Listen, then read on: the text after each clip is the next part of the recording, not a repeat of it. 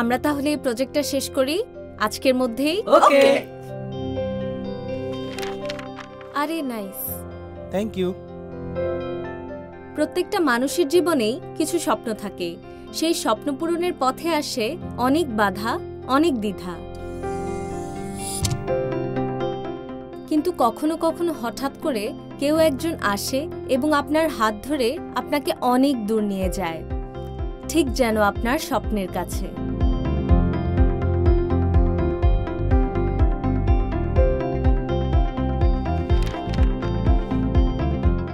আমার গল্পটাও তেমনই।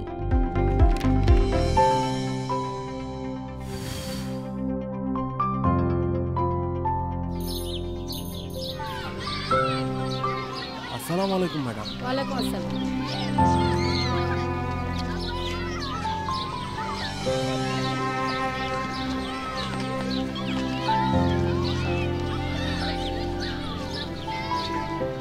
নতুন কোনো বন্ধু হয়েছে তোমার?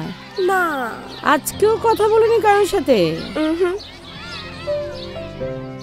স্কুল কলেজে থাকতে কালচারাল প্রোগ্রাম, খেলাধুলায় অ্যাটেন্ড না করলেও ইউনিভার্সিটিতে ভর্তি হওয়ার পর আমার মনে হলো শুধু পড়াশোনা নয়, স্কিল বাড়ানোর জন্য আমারও কিছু করা দরকার।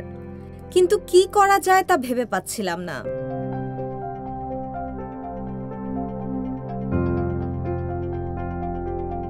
থাক রে, আমি যাই।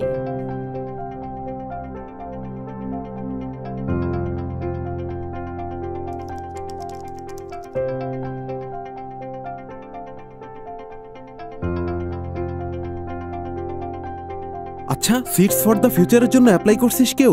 আরে আমি আজকেই করব ভাবতেছি। তোমরা করবা? আমিও তো ভাবছিলাম অ্যাপ্লাই করব। রামিসা, তুইও অ্যাপ্লাই করে ফেল। আচ্ছা, ভেবে চিন্তে ফর্ম ফিল আপ করে সাবমিট করে ফেললাম।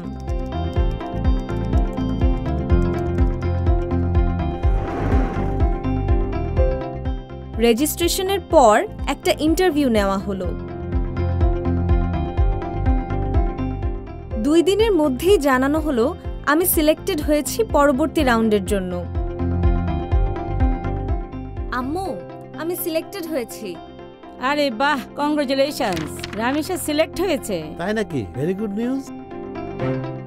প্রথম ধাপে আমাদেরকে একটা টিম করে দেওয়া হয়। টিমের এক একজন সদস্য আলাদা আলাদা বিশ্ববিদ্যালয়ে।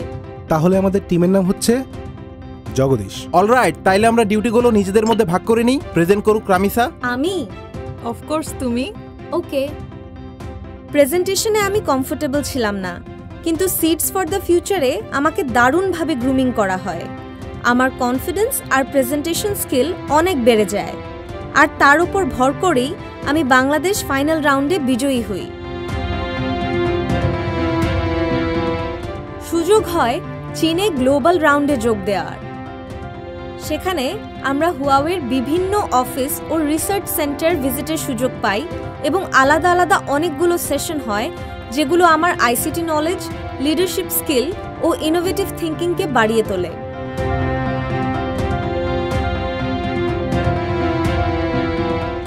সব কিছু নতুনভাবে চিন্তা করার একটা অনুপ্রেরণা পাই।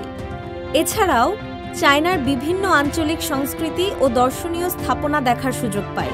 ফিরে আসি দেশে, কিন্তু সিটস ফর দ্য ফিউচার আমাকে ভুলে যায়নি। একদিন হঠাৎ করেই অফার পাই স্পেনের বার্সেলোনায় মোবাইল ওয়ার্ল্ড কংগ্রেসে যাওয়ার। নানা দেশ থেকে হাজার হাজার মানুষ এখানে জয়েন করে। সিটস ফর দ্য ফিউচার বাংলাদেশের প্রতিনিধিত্ব করি আমি। এটা আমার জন্য খুবই গর্বের একটা ব্যাপার ছিল।